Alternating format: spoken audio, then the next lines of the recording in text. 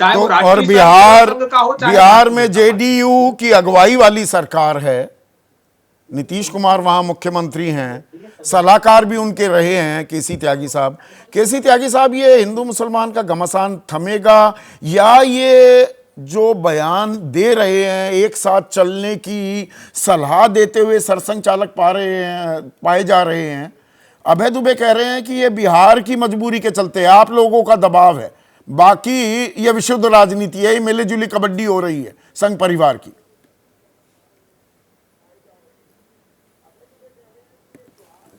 संदीप जी, अभय जी बहुत विद्वान हैं और इनकी दिक्कत ये है कि बैठते ही ये कांग्रेस वर्सेस बीजेपी लड़ाई कर देते हैं।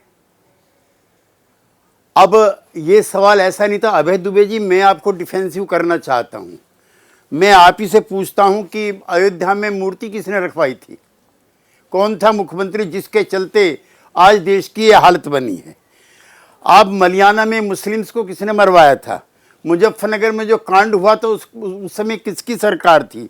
भिवंडी में जो हर साल लोग मारे जाते थे उस समय किसकी सरकार थी? और आप बहुत करते हैं गुजरात का जिक्र।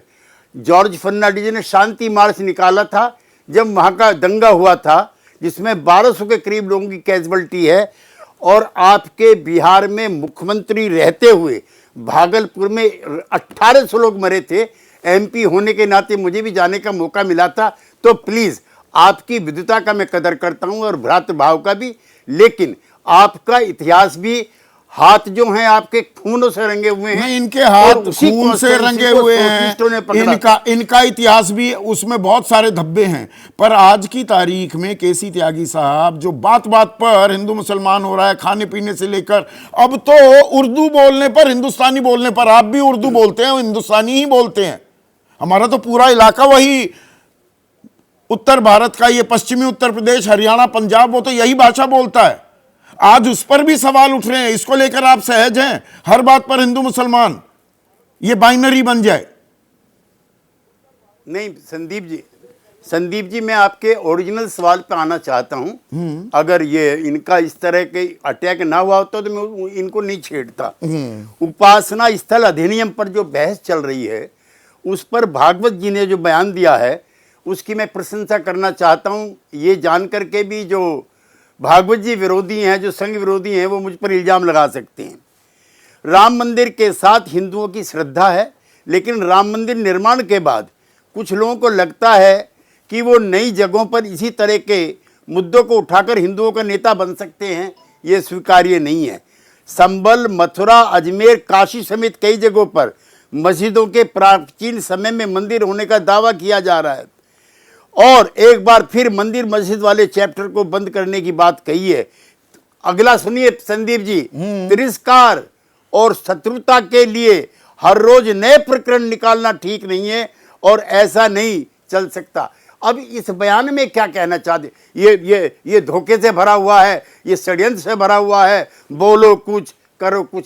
एक विचार के प्रमुख ने जिस पर समाज के बंटवारे का आरोप लोग लगाते रहे और हम भी लगाते रहे, नहीं, पर ये आपको समाजवादी भी लगाते रहे, थोड़ा अचंबा करने वाला, इस तरह अचंबा नहीं होता है आपको कि मोहन भागवत के सलाह को बिल्कुल नजरअंदाज किया जा रहा है? खुलेआम कहा जा रहा है हम तो ढूंढेंगे संभल में। अभी मैं पहले मोहन भागवत जी वाला चैप्टर खत्म कर दूं। प्रार्थना सभा में संघ में राकेश जी गवाह हैं। आजकल गांधी जी का भी स्मरण होता है। संघ कार्यालय पे तिरंगा झंडा नहीं था, हम लोगों ने कई बार उठाया था, आज वहां झंडा है। और गैर संघी जो नेता हैं उनको सम्मान, गैर कांग्रेसी नेताओं को तो इन्होंने नहीं दिया। इन्होंने पटेल को, कृपलानी को, लोहिया को, जेपी को, कर्पूरी को, चरण सिंह को, जॉर्ज को, नीतीश को, कितने नाम बताऊं, जो अपने जीवन भर तो मतलब आप संघ पर तो दबाव बनाने में कामयाब हुए और विचार बदलने में भी आप सफलता पाते हैं, लेकिन बीजेपी अब आपके हाथ से निकल गई क्या?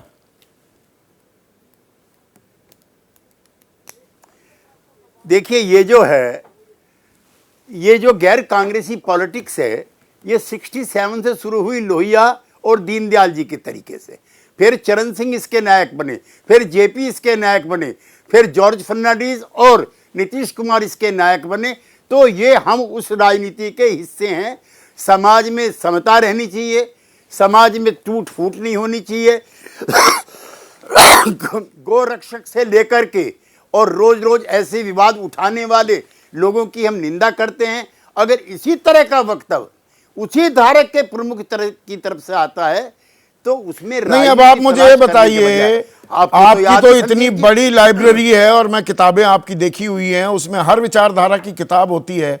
अगर कोई एक नेता कह दे कि क्रूर नहीं था उसकी निगाह में औरंगजेब, और क्रूरता तो हर कोई करता था, मंदिर भी तोड़े, मस्जिद भी तोड़ दी, मंदिर भी तोड़े हैं, तो वो निलंबन परमानेंट हो जाए, पाकिस्तान भेज दो, इलाज कर देंगे, ये सोच समझकर हिंदू मुसलमान किया जा रहा है ना। अबू आजमी अगर कोई और होता, वो मुसलमान ना होता, तो ये इतनी नौबत ना आती, इतना राजनीतिक बवाल नहीं कटता।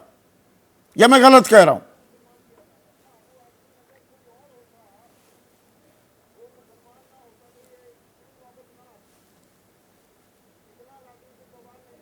केसी त्यागी साहब, आपसे सवाल है।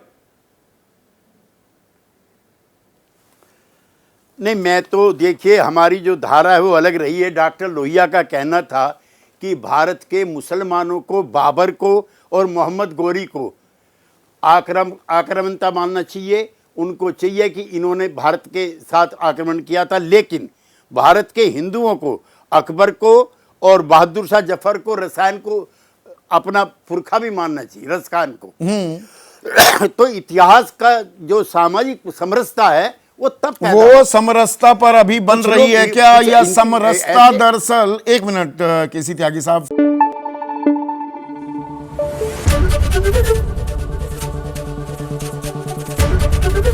एबीपी न्यूज आपको रखे आगे।